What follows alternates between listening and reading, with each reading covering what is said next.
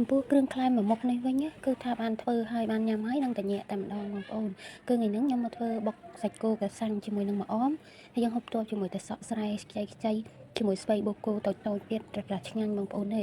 ឡូវនេះយើងទៅមើលវិធីធ្វើវិធីបុកទាំងអស់គ្នាថាដំណើរយ៉ាងណាថ្ងៃហ្នឹងគឺលើកទី1ហើយដែលធ្វើបុកសាច់គោម្អមកសាំងនឹងឯងបងប្អូនដោយសារអង្គុយនឹងអូសទូរស័ព្ទឃើញបងធ្វើវីដេអូនោះគាត់ធ្វើតំណងពេកក៏អង្គុយស្រក់ទឹកមាត់ចង់ធ្វើញ៉ាំដែរបងប្អូនហើយជាដំបូងហ្នឹងគឺខ្ញុំបុកជាមួយនឹងម្ទេសខ្ទឹមក្រហមបងប្អូននេះខ្ទឹមសហើយចំពោះប្រហុកយើងច្រាំឲ្យម៉ត់ហើយបានយើងយកមកបុកជាមួយគ្នាម្ទេសយើងដាក់ឲ្យរាងហឹរហើយបុកសាច់គោកសាំងម្អមនេះបងប្អូនដាក់គ្រឿងឲ្យរាងចាស់ដាក់តែបន្តិចមកវាឆ្ងាញ់បងប្អូនបើសិនជាយើងបុកស្ទើរ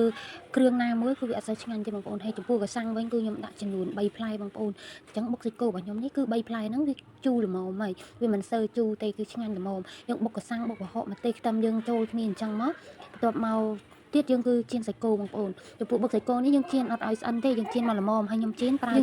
ខ្លាញ់ក៏បានដែរតែខ្ញុំចូលចិត្តចៀនប្រើបើដើម្បីឲ្យសាច់គោរបស់ខ្ញុំនេះវាមានក្លិនឈ្ងុយចំពោះសាច់គោមកជាហៀងយើងចៀនតែ2នាទីទេបងប្អូនយើងចៀនយកវាឲ្យស្អិនល្មមអត់ឲ្យស្អិនពេកទេបើសិនជាយើងចៀនស្អិនពេកសាច់គោរបស់យើងបុកទៅវាអត់មានជាតិហើយអត់ឆ្ងាញ់ទេបងប្អូនសាច់គោយើងចៀនតែមកជាហៀង2នាទីគឺបានហើយពេលសាច់គោខ្ញុំក៏ល្មមដែរបងប្អូនខ្ញុំចាប់ផ្ដើមហាន់វាហើយហាន់បុកសាច់កសាំងនេះយើងហាន់ជាចំណិតស្ដើងតូចមកកុំធំពេកបើសិនជាហាន់ធំពេកគឺយើងហូបទៅវាអាចនឹងអ្នកខ្លះគាត់អត់បុកសាច់គោនេះអ្នកអត់ចេះធ្វើមើលវីដេអូនេះក៏ចេះធ្វើដែរបងប្អូនដោយសារគ្រឿងក្រៅវាគឺតិចមែនតើវាអត់ច្រើនទេអញ្ចឹងយើងអាចធ្វើបុកញ៉ាំបានបើសិនជាយើងចង់បុកញ៉ាំអីបងប្អូននឹងមើលតាមវីដេអូនឹងយកទៅបុកញ៉ាំបានណាបងប្អូនគឺថាយើងបុកក្លែមបុកហូបលេងគឺថាត្រូវគ្នាមែនតើជាមួយមកហូបមកមុខនេះពេលគ្រឿងក្រៅយើងនេះបុកម៉ត់ល្អហើយបងប្អូនគឺយើងចាក់សាច់គោយើងចូលមកសាច់គោយើងដែលបានហាន់ទុកហ្នឹងយើងកូរច្បល់ជាមួយគ្រឿងយើងក៏បានយើងចង់បុកបន្ថែមតិចក៏បានចំពោះខ្ញុំអត់បុកទេខ្លាចបែកសាច់អញ្ចឹងបងប្អូនអញ្ចឹងហើយគឺខ្ញុំយកវែកមកកូរច្បល់ជាមួយគ្នា